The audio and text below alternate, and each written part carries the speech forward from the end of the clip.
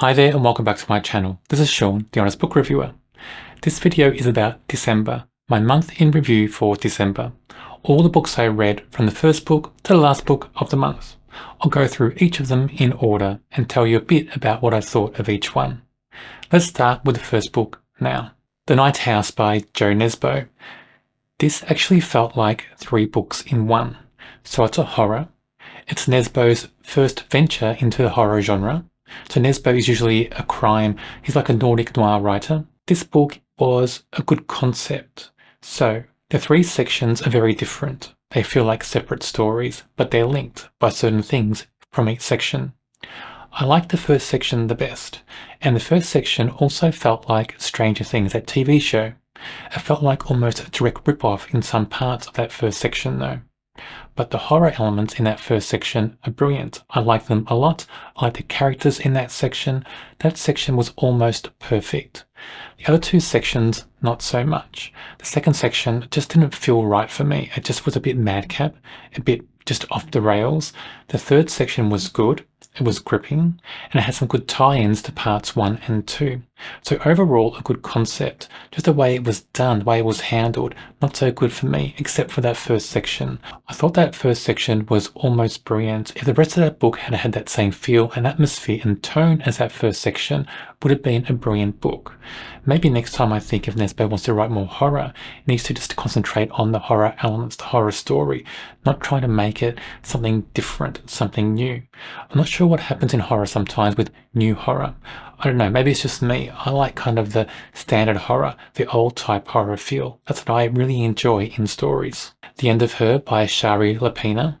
This book had a great concept. Just the way it was executed wasn't that good. I'm not sure what it is with some of these type of thrillers. Some authors want to throw too much in there to make it too big, make it stand out too much. Ends up ruining the story a bit for me. I think sometimes simple is best in some of these thrillers. We don't need outlandish things going on all the time. It doesn't need to be over the top. We don't need all new things happening in a thriller to make it stand out more. This book, with a good concept, could have been so good. But how many times can one character blackmail other characters in a book and still be okay? In this book, there are so many times this one character blackmails other people. And each time that happens, the people who are the blackmailee, maybe, if that's the term, that those people just fall apart and just almost give in and curl up in a corner and die. That's what it feels like in this book. And there's no reason to do that because just the things this blackmailer is trying to come to them with, you just laugh them away, basically. Just felt like it was overdone, over the top. It just ruined the concept for me. And there are good things in this story. There are good moments where it's very gripping and really thrilling. So those things that just go over the top and too repetitive, it does ruin this read and takes away those thrilling aspects for me. So I then started a string of cozy mysteries, and the first one was Poison at the Village Show, written by Catherine Coles. It's the first in a series, and I enjoyed this a lot. It goes back to after the war, I think after the Second World War, and it's set in a small village in England. Now I like the setting, I like the characters, I love the mystery. The mystery is very clever, but the whole setting and the characters just feels like you're in that period. You're transported to that period and you're amongst them. The characters are brilliant. The history of the characters are brilliant as well. I like their development, I like their construction. I like the mystery. It's clever, it's fun. There are certain characters in there that are very vibrant. There are certain characters, like many cozy mysteries, that are characters that cause trouble. There's all things going on in this story that are like a standard cozy mystery. But just that setting, the way it's written, that's what makes this so good. I'm looking forward to reading more in this series. I know there's, I think, 2 or 3 more books in this series already. I want to read them all. The Last Word by Gerri Lewis. Now, not the actor, the author. I like this book a lot. It's a cozy mystery. It was an arc read for me during December. I enjoyed this. It's a fun mystery. There are certain things in there that felt strange to me, just little things, but overall it's a good mystery. The main character in this book has a unique profession for a cozy mystery. I've not read a mystery where the main character is an obituary writer. I've not read that before, but in this book it works. And I like the way the mystery is tied into that. And I'm hoping there's more books in this series. I think it's the first book in this series. I'm hoping there's many more because I like that theme. There's good atmosphere in this story. There are many scenes where the atmosphere is so rich and strong. You feel like you're amongst those scenes. You feel like you're there and you're experiencing what's happening in those moments. That's how good those scenes are written. So I do like that. I like certain characters in this book. The mystery is clever. I think there's good things going on in this story. There are some elements, like I said, that didn't work so well, but overall a very fun read and a good read. A Murder of Crows, written by Sarah Yarwood-Lovett. I like this book. It's the first in a series. It's very interesting for a cozy mystery.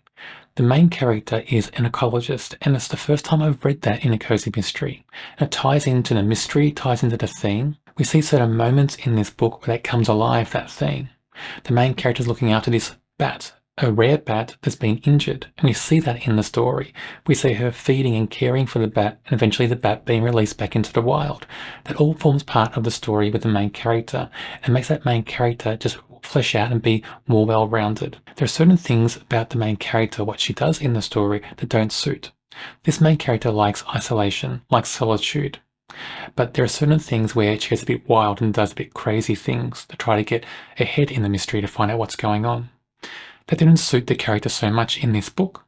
I'm wondering what happens in future books in this series. I think there are quite a few books in this series already. I want to read them all because that whole ecologist theme really intrigued me. And I did like the setting in this story. The setting's quite brilliant, I think. It's set in countryside, like in bushland, forest. I love that setting very much. I was still in mood for a mystery, but wanted a thriller aspect as well. So I decided to read The Therapist by B.A. Paris. This is a good concept, a good plot. It had great twists and turns, great surprises, but it's the dialogue in this book that lets it down. The dialogue just felt a bit strange to me, very stilted. When I was hearing the voices in my mind, they were all sounding like somebody on BBC reading the Queen's English. That's what it sounded like. It was all very prim and proper. Just didn't have that flow to it, the natural flow dialogue should have. I understand that in stories sometimes dialogue can be a bit stilted, be a bit choppy even, but in this book it's very stilted. It really drags you out of the book. That's how much the dialogue affects the read for me. But other than that, it's a good book. I like the mystery. I just love that whole concept of this main character being obsessed with what happened in her home before the home was bought. Because I'd be like that as well. If I found out a secret about the home I was living in, I'd want to know everything about it and as quickly as possible. So I understood that, I engaged with the character for that. I thought it was a good story. Sometimes you want something a bit different, so I decided to read The Night Train, written by Veera Hiranandani. It's a YA book, and it's set during partition.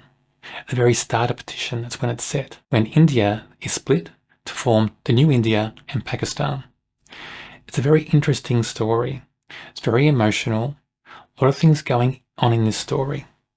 Basically, the story is about the main character and her family. So the main character is, I think, about a 9 or 10-year-old girl from memory, and it's all her diary. So the whole story is her diary entries.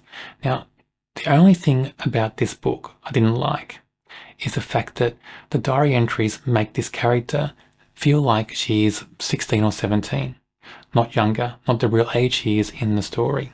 The diary entries are just too perfect. They're written well above somebody's years for that age. And also, there's so much dialogue in these diary entries, and it's very exact dialogue. That felt strange to me as well. But the story itself is interesting.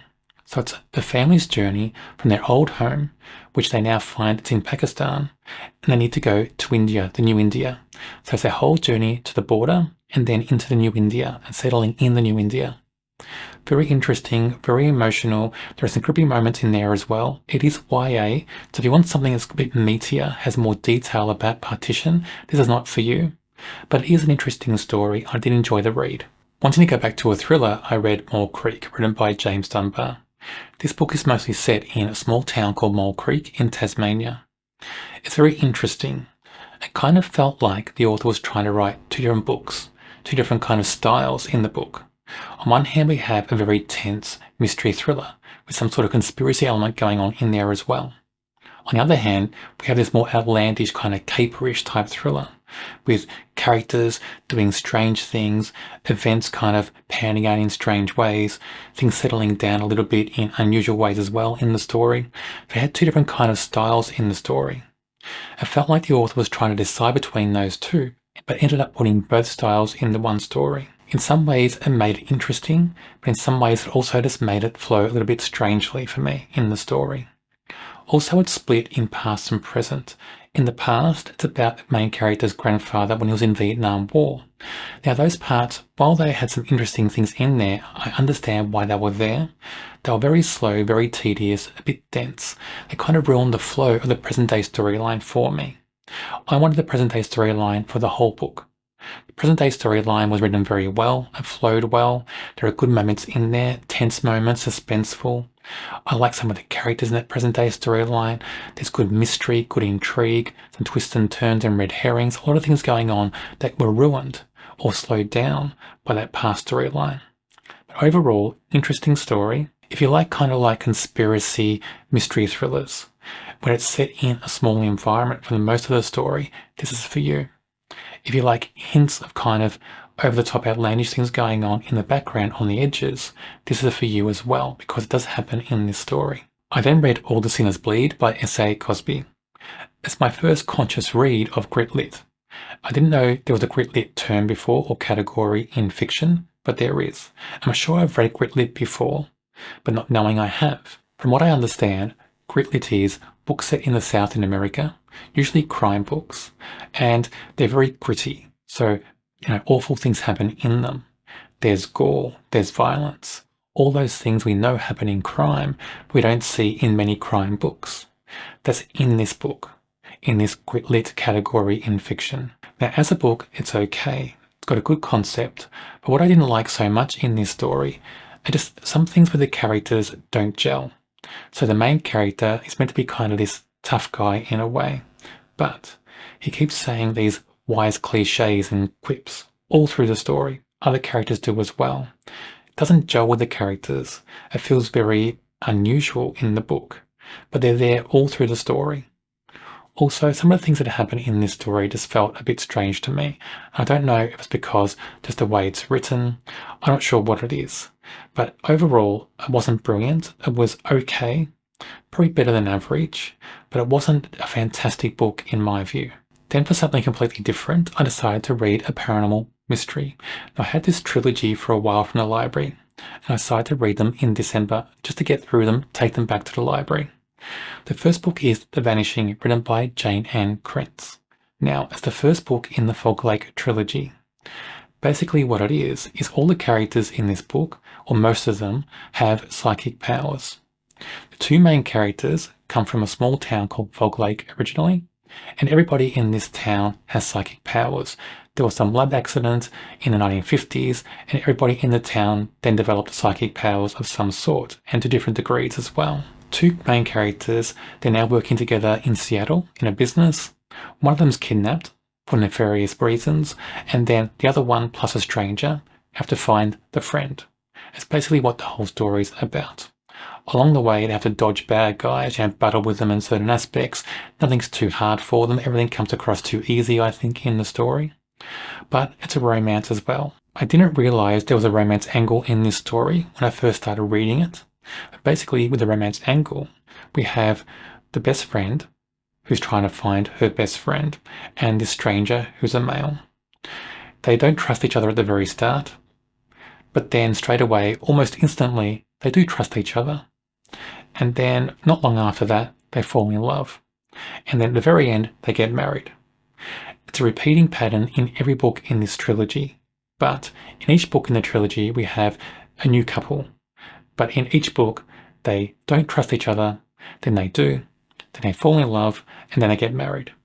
And it's very unusual, I think, to have this whole romance angle going on when they're trying to find somebody who's been kidnapped. Where do you find the time for that to happen when you're hunting down someone who's been kidnapped, especially when they're your best friend? I don't know, felt strange to me. But I like the paranormal concepts. They were very strong in the story, well, some of them. Needs to be more detail in there, I think. But these books got me because of the paranormal concepts. After that first paranormal mystery book in the trilogy, I needed something different. So I read The Neighbour, written by Fiona Cummins. This book is brilliant. It's a thriller set in a neighbourhood, well, a small part of a neighbourhood. and it centers around a few things. We have a new family moving into a home, and in this area there's a serial killer on the loose apparently, and he's just had his 5th victim found or something in the story. And the new family's moving in because the house came cheap. So property is cheap in the area because there's this killer on the loose. So really, this should be just a warning for people. Don't buy houses because they're cheap because there's killers on the loose. I mean, it seems to be a bit of a trope, I think, in stories now. But anyway, this happens, the new family moves in, and every other person in this area, including the new family, is suspicious. They all have secrets, and there's somebody watching all of them. And this person who's watching all of them has secrets of their own. But the clever thing about this is, this watcher, who's watching everybody else, is the culprit, but it's a genderless tone. That voice in the story is genderless. You don't know who they are. Could be anybody in the street, and it's very cleverly done. I did like the mystery. I love the characters. The setting's brilliant because we have these houses in this neighbourhood, then this green setting, this kind of woody area behind all the houses. That's where the bodies are found. And we have this concept that any person who's living in these houses is the culprit, and anybody living in the houses could be a potential victim. I love the way it's set up. I love the characters, the mystery, everything about it. I think it's a brilliant book. The first time I've read this author, but I think it's just brilliant. I want to read everything this author has written. I then read The Bat, written by Jo Nesbo. Now this book is the first book in the Harry Hole series. If you don't need to read every book in a series, so I need to read every book in a series when I read a series. If you don't need to do that, don't read this book. I think some people even skip book 2 in this series and start with book 3. This book was, I think, the 5th or 6th book in this series to be translated into English. When you read this, you can understand why. It's not brilliant. There are good things in there, but it's not the best introduction to this series and this character. So this series is meant to be Nordic noir. It's meant to be that, but this first book is set in Sydney, Australia in summer. Very strange setting for the type of book and type of series this is.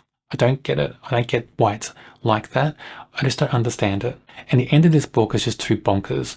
It's just way off the rails. I don't want to say what it is because I don't want to spoil it for you if you want to read this, but it's way off the rails for a book like this.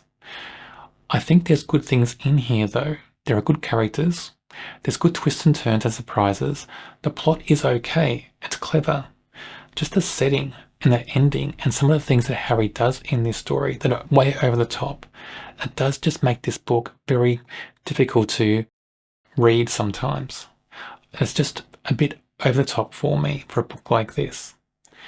But a good concept, but you can skip it if you don't want to read every book in this series. Then it was back to paranormal mystery, and I was reading book 2 in that Fog Lake trilogy. This one's called All the Colours of Night, and it's written by Jayne Ann Krentz.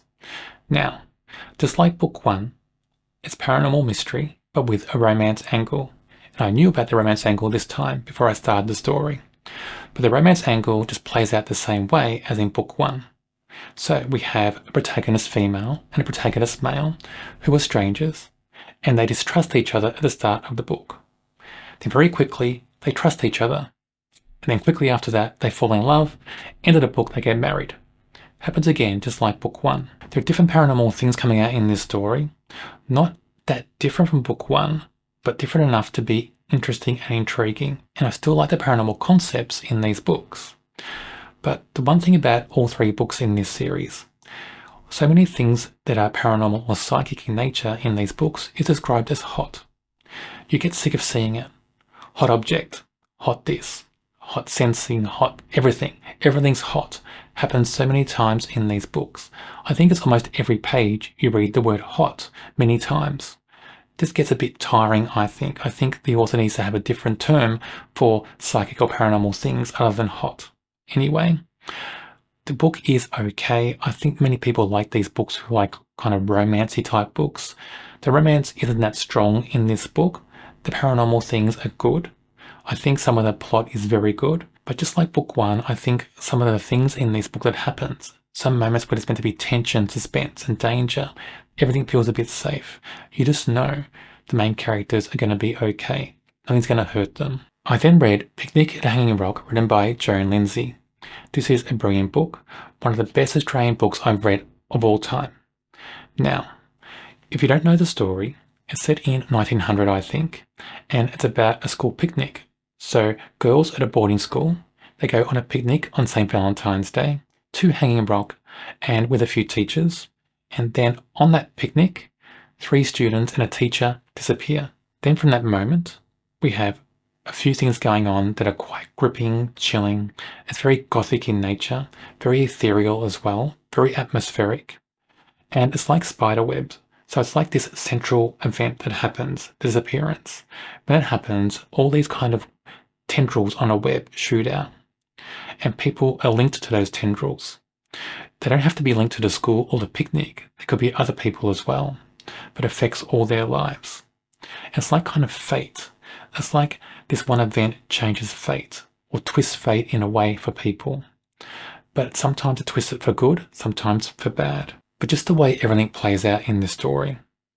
It's atmospheric, it's gothic, it's chilling, it's gripping. There are so many themes in this story being played out as well. And it's just a wonderful story.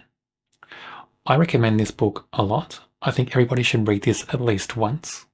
It's a brilliant story. If you're expecting a typical mystery, don't read this. If you want a mystery that has all different kind of nuances in there, different themes, different concepts, then read this. It's very open-ended. If you don't like books that have open-ended questions by the end of it, don't read this either, because this book just has so many questions. It asks you to try to work out what happened. And that's the interesting nature in this story. I like this very much. One of my favourite books of all time. So to finish the paranormal mystery trilogy I started in December, I read Lightning in the Mirror, written by Jayne Ann Krentz, book 3 in the Fog Lake trilogy. Just like the first 2 books, it's paranormal mystery with romance, and it plays out like the first 2 books. We have a male and female protagonist, they're strangers, they don't trust each other, then they do trust each other, then they fall in love and get married. Just like the first 2 books. The paranormal concepts and themes in this book are better than the first 2 books, thankfully, because I just needed that in this story, because not much else is that engaging. The danger plays out too nicely. Bad things do happen, but it's too easy for the 2 characters to just get by and get through. So we needed interesting paranormal concepts to get me engaged, and I was more engaged in this story than the first 2 books. The reason I read the whole trilogy is because I like to finish a series when I start. It's very difficult for me to stop a series. Sometimes I can do it for a bit of a time period, then I have to come back eventually. But I'm glad I read this because I did enjoy the paranormal concepts, and I did find out this author writes other books under different names. And they have different kind of themes, different books under different names, but they are all kind of paranormal in nature. And some of them kind of tie in different ideas and concepts that are in this book. So it's like the author's created a whole universe for her own books. So I do want to read more from the same author, even though they have this kind of romance angle that's not interesting to me. I do want to read them because of all these threads going through the book. I want to see what that universe is like. So now I'm hooked on these books for some reason, and I don't know why. Then it was back to cozy mysteries for me, and I read Murder Most Royal by S.J. Bennett. It's book 3 in the series where Queen Elizabeth II solves crimes. She doesn't get involved directly, she has people helping her, but she solves them anyway. Now this series is just refreshing for me. It's different. It's so unusual to have the royal family in a book, in fiction, and to have them written in a way that's very tongue-in-cheek, but they also feel so real. I like the series for that. The mysteries are still clever, but that whole concept of the royal family in these books is just a draw card for me.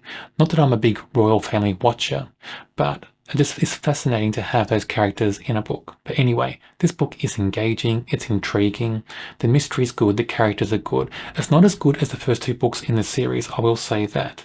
That was a little bit disappointing because the second book in the series was so well done. So I'm hoping that future books in the series are a bit better. There is a note at the end of this book where the author suggests that future books in the series may go back in time when the Queen's a bit younger. That'll be interesting to see. So, I'm looking forward to more books in this series. I'm not sure how many there will be, but I'm hoping there's a few more at least. I then read Tell Me Why, written by Sandi Wallace. It's the first book in a series. It's set in rural Victoria in Australia. It's very interesting. It's like 2 books in one. We have two main characters. One is in the police force, a police officer, and one is an ex-lawyer who wants to be a writer. And both have an investigation.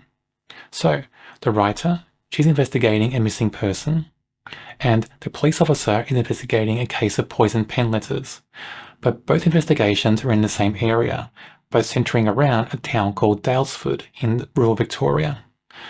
It's an interesting story because those two cases feel different. One feels like more of a cozy mystery, and one feels like more of a police procedural.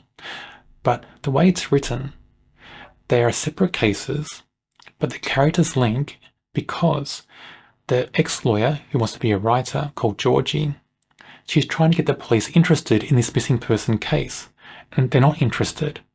But John, who's the police officer in the other case, and Georgie, they kind of clash in a way because of that. That's how they meet. So we have that merging of them in the story because of that. Later on in the story, John becomes interested in the missing person case. So it's interesting to see how that plays out in the book. I'm not seeing books that play out that way. I can't recall another book where we have these two cases that feel so different with two characters that kind of meet and merge in the way that happens in this story. I did enjoy the read. I found it a bit fascinating. I like the characters. They all feel so rural and so country to me. I just like the way the investigations do play out. I'm not sure about one of the main characters though, Georgie. For me, she feels a bit mean actually as a character. I want to see how she plays out in future books in this series, because there are more books in the series and I do have 2 more to read. So I'll be looking forward to read them very soon. I then read Murder by Candlelight, written by Faith Martin. It's a cozy mystery, and it was an arc read for me in December. It's set in the Cotswolds in 1924, I think, and it was so well done. The setting was so real, the setting just suited that period, the characters suit the period very much, everything just suited that period so well, and the mystery is so clever. It's a locked room mystery, and it's a mystery where everything makes sense. There are clues in there for you to find. I missed all the clues. I was totally blind to everything that happened with the clues in this story. When it got to the end and I learned who the culprit was, everything made sense. I was like, oh, there's the clues and there's the clues. They're all in the story. It's very well done. There are red herrings. There are many suspects. The characters play off each other so well. I like this story very much. For something completely different, I read Spider-Man, Kraven's Last Stand, written by Neil Kleid. It's a prose novel, and it's based on a graphic novel series featuring Spider-Man, of course. Now, I've not read the comic books, but people say that the prose version of this story is different than the comic books in certain ways, and some people even say the comic books are better. But for me, I like this story very much. It was more interesting than I thought it would be. It goes into the main characters' minds more, into their thoughts. And there are 3 main characters in this story. There's Spider-Man, of course, who's the hero. Then there's 2 villains, Kraven and another villain called Vermin. And Vermin is kind of half human, half rat. But all of them play out so well in the story. It's a deep dive into their psyche, all of them. Very dark story. A lot goes on in this book. There are many themes. It's so nuanced. Everything in this book was so gripping and engaging. I did enjoy it a lot. And I didn't think I would. I really didn't know what to expect for this book. I kind of thought it would be more of an action type book where things would play out quite simply and easily, but it wasn't. It's very deep, very dark, very introspective when you get into those characters' minds as well. I like this a lot. Then I read Murder at the Book Festival, written by Jayne Bettany, a cozy mystery and another arc read for me in December. It's a good cozy mystery. It's set in Merrywell, a village called Merrywell, and it has that small village feel. That small village feel comes out so strongly in this story, in the setting, in the characters, in the building, in the mystery itself as well. Everything just feels small village to me, and I like those settings in mysteries. I like this story a lot. There's really 2 mysteries in this book. They're 2 different mysteries, but they're both clever. I like the characters, they're very engaging. I like the way the mystery plays out. There's red herrings, there's other suspects, there's things going on in this book. They're very interesting and engaging, for me anyway. If you like cozy mysteries, I recommend this very much, especially if you like cozy mysteries that are set in small village settings. Very well done story in my view. Then for something different, I went back to horror and I read How to Sell a Haunted House, written by Grady Hendrix. Now Grady Hendrix writes comedy horror. Some of his books are more comedy than others. This book has a lot of comedy in it. Not something I enjoy that much in horror, but the concept of this story is good. And I don't mind horror stories where it's kind of like haunted dolls or haunted objects, that sort of thing. And this book, that's what it is. Anyway, the two main characters are brother and sister. They don't get on at all in this story, but there's a lot that goes on in this book between them and the house. So for a book, there's a lot of horror in there, and that horror element is good.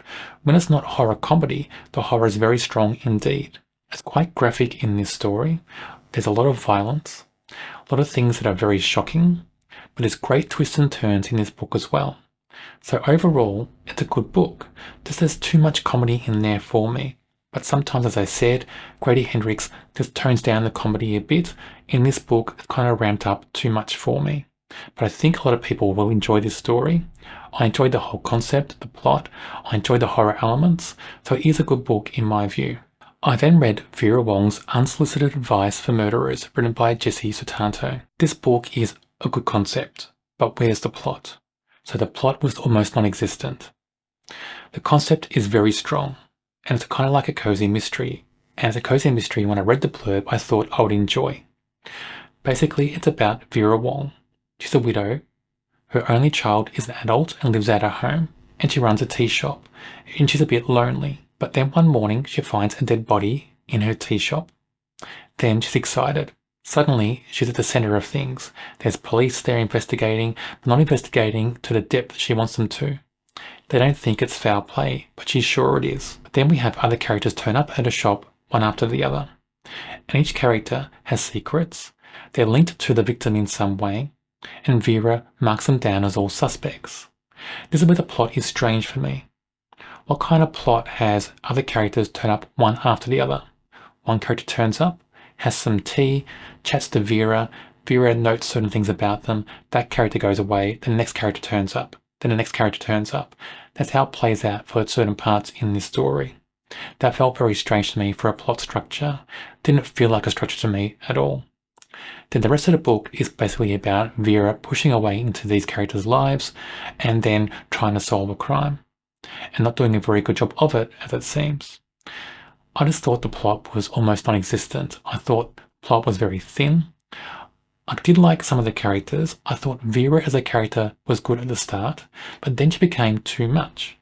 The author was trying to make her too outlandish, too extreme, too comical. It was too much too often. I think sometimes toning it down a little bit. Less is more in some cases, and this book, it was just more and more. I just got sick of it actually in this story. I don't know if I'd read another book with Vera Wong as the main character. If I read it, I would hope that there was toned down a little bit to make it just more engaging to me, because it was just too much, I think. And I think overall, the story didn't work that much. I think this book's getting a lot of attention, but for me, I just think it wasn't that great. It was just average for me. I then read Horrorstor by Grady Hendrix, another horror that has slight comedy elements in there, not too many. And this book was actually very good. It's set in a store like IKEA, and it's called something else, called Orsk or something like that. But it is basically IKEA with a different name. And the whole setting is basically this store. And then horror elements happen in this store. The manager in this store is worried someone's breaking in at night and causing mess in the store that staff have to clean up during the morning. He wants to catch that person, and he asks two characters in this book to help him. Those characters, okay, they agree to help him. They're going to get paid overtime. And so they get there at night and they're going to stake out the shop and they're going to walk through there and try to catch this person at night. Two other employees are there already and they're trying to hunt down ghosts. They think they're going to hunt down ghosts and film it for a ghost TV show. These 5 characters are then involved in this whole story, this whole horror story. And it's the way the horror builds up very slowly, but once it's there, it's like a shot between the eyes. It's very strong. It doesn't let go. It just keeps going. The horror elements are just non-stop once it starts. You don't get a breather. Because it felt like, in a way, to me, in some ways it feels like almost like a computer game, the way it plays out. There are certain computer games that are horror themed, where the action is just relentless. That's what happens in this story. Once that horror element starts, it's just relentless. It keeps going and keeps going and keeps going. I really enjoyed this book. I found it gripping. I found the characters engaging. I found the whole story as a whole entertaining. I was kind of hoping there'd be a sequel to this story. Kind of feels like there should be, because I thought this book was so well done. I then read The Travelling Cat Chronicles, written by Hiro Arikawa. I enjoyed this book a lot. It's so engaging. It's a very emotional story. A lot happens in this book, but I liked the whole journey. I liked the connection between the main character and his cat. All about that connection between people and animals and people. It's just all about connection and friendship and belonging. That seems to be the themes in this book. But I like it. I like the way it plays out. I like the way it builds up to the conclusion. It gets more emotional as it goes along. I love the voice of the cat in this book, the cat called Nana. A great voice. The cat just sounds so like a cat. It's sarcastic, obnoxious. The cat just feels like it knows everything. The cat is also compassionate though as well, and friendly. The cat's very observant. I just like the way the cat voice plays out in this story. If you own cats, if you have a cat in your home, you'll understand this character and you'll just think this character sounds like a cat. That is one of the best things about this story, that cat character, that voice. But also just the whole story, the whole journey they go through is so special. I think a movie was made of this. I don't know if it's very easy to get the movie to watch it. I wouldn't mind watching it. I think it'd be a very special movie to watch. A great book in my view. I think if you haven't read this yet, go out and read it, especially if you like cats. The last book of the month and last book of the year is The Stranger Diaries, written by Elly Griffiths. It's the first book in a series. I like this book a lot. It's a modern Gothic mystery. It has a very strange structure. The protagonist who carries on in the series is a police detective. She's not the first character we meet in the story. So first off, we meet Claire, who's a teacher and a mother and a friend of the victim. Her point of view is about 80 or 90 pages long in the story at the very start. We meet her first off, and I kind of thought she was the main character that would carry on the series, but she's not. So there are three main points of view in this story. Claire, her daughter Georgie, who's a teenager and attends the school where Claire teaches, and this detective. The structure of the book felt a bit strange at first, but then you realise why it's like that. When the point of view changes, we get part of the same scenes, but from a different character's point of view. And we get to see what that character sees and thinks of the other character in the same scene. Very interesting because we get a different point of view of each character from that. And those characters then are formed differently in our minds. They're more complete. And it creates different images, creates different feelings about characters from the other character's point of view as well. I thought it was very cleverly done. The mysteries are very clever. Many red herrings, many suspects. The atmosphere in the story is very gothic indeed. It's very creepy as well, this mystery. There's a certain thing in this mystery that makes it very creepy and very chilling. You want to go check your doors and windows, make sure they're locked when you read certain things in this book. I won't tell you what it is, but it's just very well done in this story. I'm looking forward to reading more in this series. I just think it's going to be a brilliant series. So there you have all the books I've read in December. If you've read any of these books, let me know in the comments. If you want to read any of the books, let me know, and then let me know what you thought of them once you read them. Also, if you have favourites from December, let me know what they are, because I'm always looking out for recommendations to read as well. On my channel, I review books of all different genres. Check out my channel and subscribe. On the screen now is a link to a video for another book I'm sure you'll enjoy.